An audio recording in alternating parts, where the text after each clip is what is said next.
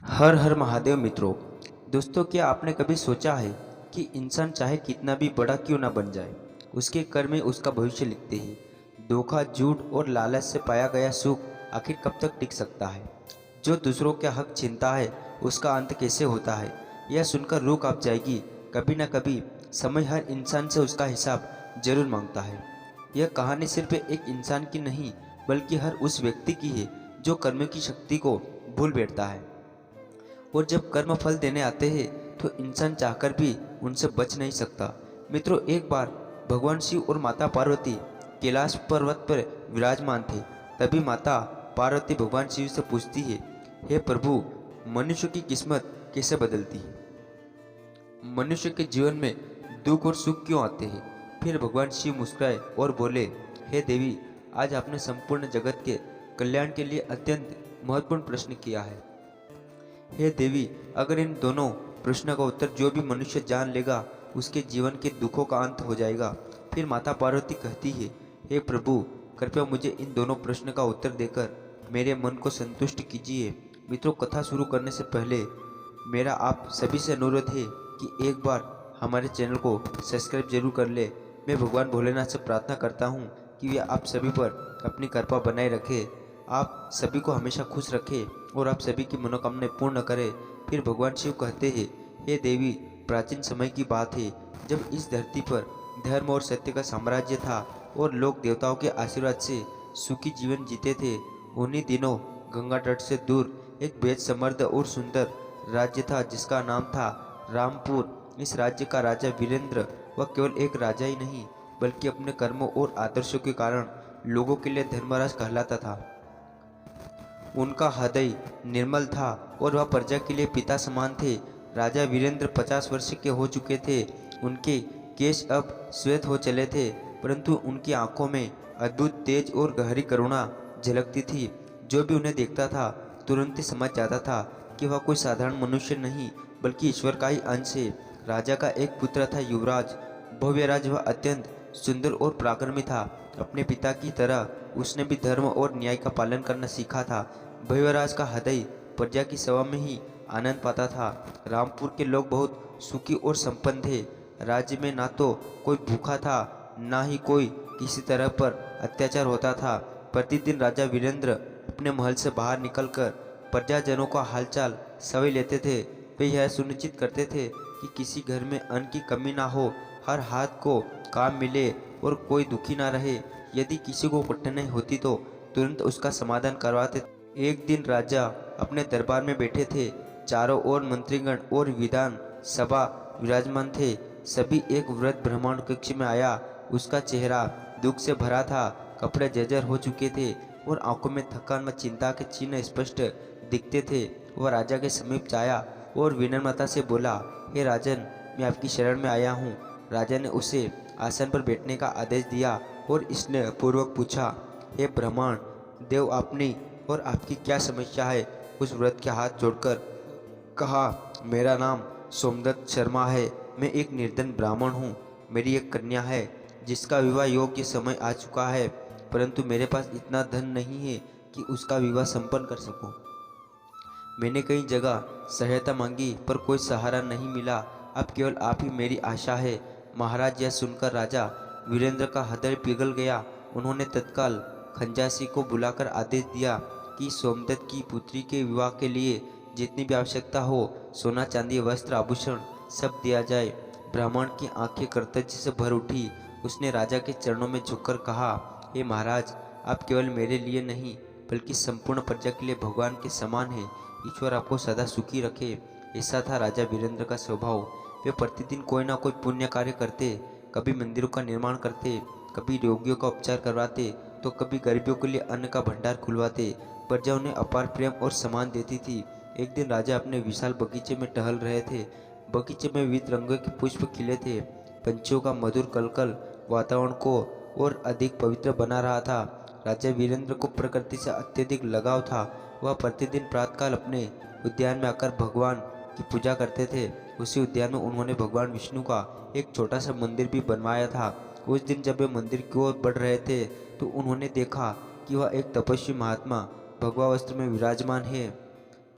उसकी दाढ़ी लंबी और श्वेत थी, नेत्रों में अलौकिक तेज चमक रहा था। उसके पास केवल एक लाठी और एक छोटी सी झोली थी। राजा ने आदरपूर्वक प्रणाम किया और कहाँ है और कहाँ से हो गुरुवर, आपका स्वागत है। आप कहाँ से पधारे हो, कब से यहाँ ठहरे हैं? साधु ने शांत भाव से मुस्कुराते हुए उत्तर दिया, हे राजन, मैं दूरदर्श स्थान से तीर्थ यात्रा करते हुए यहाँ पहुँचा हूँ। मैंने सुना था कि इस भूमि का राजा धर्मनिष्ठ और ईश्वर का सच्चा भक्त है, इसलिए मैं यहाँ रुक गया। राजा वीरेंद्र ने हाथ जोड़कर कहा, हे गुरुवर, आप जब तक चाहे यहाँ रह सकते हैं, यह आपका ही घर है, आपकी सेवा करना मेरा सौभाग्य होगा। साधु ने आशीर्वाद देते हुए कहा, हे राजन, तुम वास्तव में धर्म मार्ग पर चलने वाले राजा हो, ईश्वर तुम्हें सदैव सुखी रखे। उस दिन से साधु वही उद्यान में रहने लगे।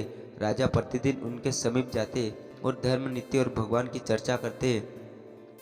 महात्मा कहते हैं, राजन, सच्चा धर्म केवल पूजा पाठ में नहीं, बल्कि दूसरों की सहायता करने और सत्य बोलने और अन्याय विरोध करने में है।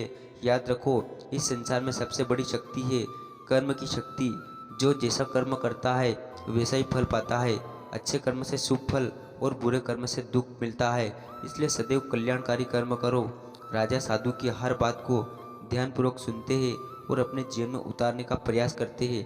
कुछ समय बाद राजा ने जिज्ञासा से साधु से पूछा, हे गुरुवर, मैं देख रहा हूँ कि आप कोई सामान्य साधु नहीं है, कृपया बताइए आप वास्तव में कौन है? साधु ने पुनः शांत मुस्कान के साथ कहा, हे राजन, मैं कौन हूँ यह जानना आवश्यक नहीं, इतना जान लो कि मैं तुम्हारा हितैषी हूँ और तुम्हारी भलाई चाहता हूँ। राजा वीरेंद्र साधु की बातों से अत्यंत शांति पाते थे। प्रतिदिन में उनके पास बैठते और जीवन की गहराई को समझते थे। साधु अक्सर कहते हैं, राजन, इस संसार की सबसे बड़ी संपत्ति है संतोष। जिसके पास संतोष है वह सबसे धनी है, और जिसके पास संतोष नहीं है वह चाहे महलों में रहे फिर भी निर्धन ही है। इसी बीच एक दिन राज्य में एक भयंकर संकट आ खड़ा हुआ था।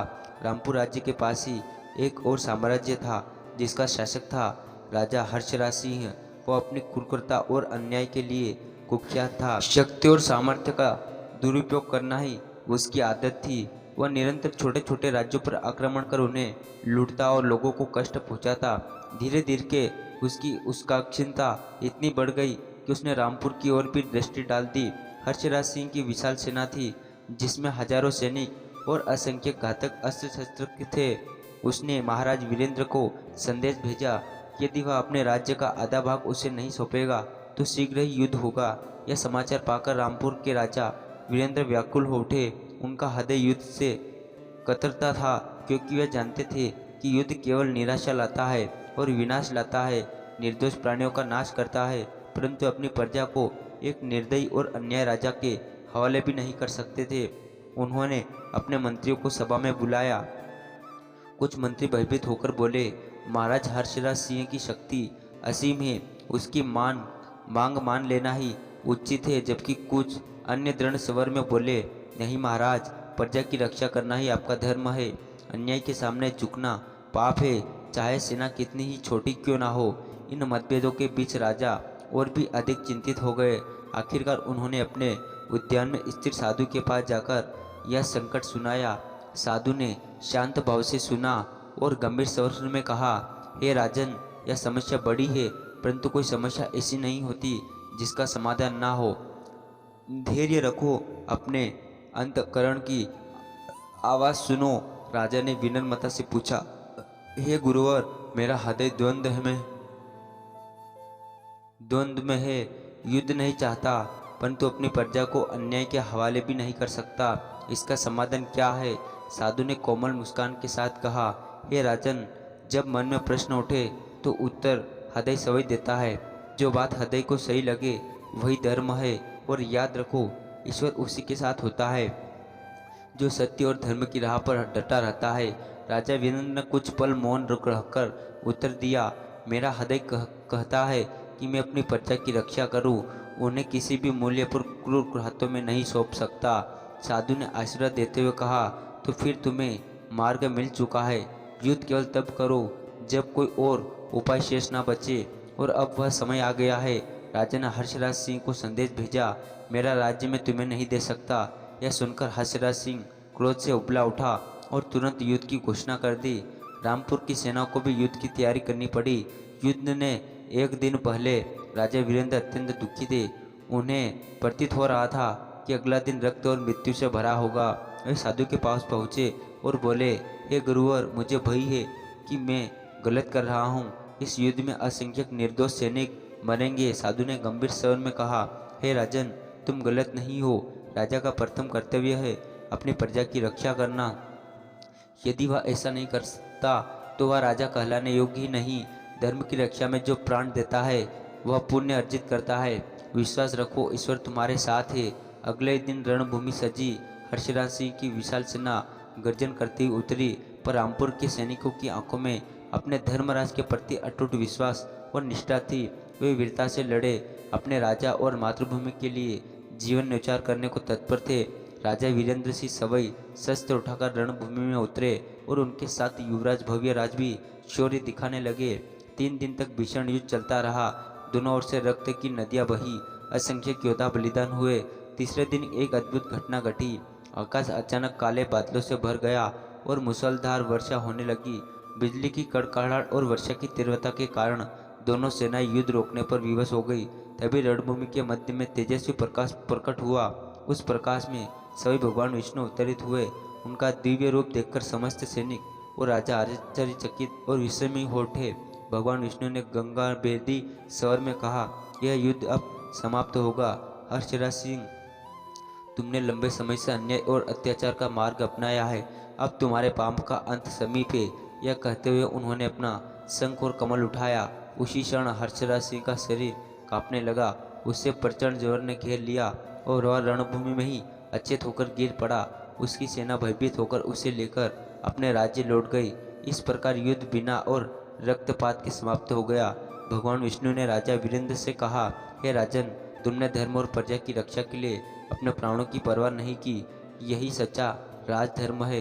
तुम मुझसे कोई वरदान मांग सकते हो। राजा ने विनम्र स्वर में कहा, हे प्रभु, मुझे कुछ नहीं चाहिए, बस यही वरदान दीजिए कि मेरी प्रजा सदैव सुखी रहे और मैं जीवन भर धर्म के मार्ग से विचलित ना हूँ। भगवान विष्णु ने प्रसन्न होकर बोले, हे राजन, यही तुम्हारा सबसे बड़ा वरदान है। तो दोस्तों, आज की कहानी बस यही समाप्त करते। आपको कैसी लगी?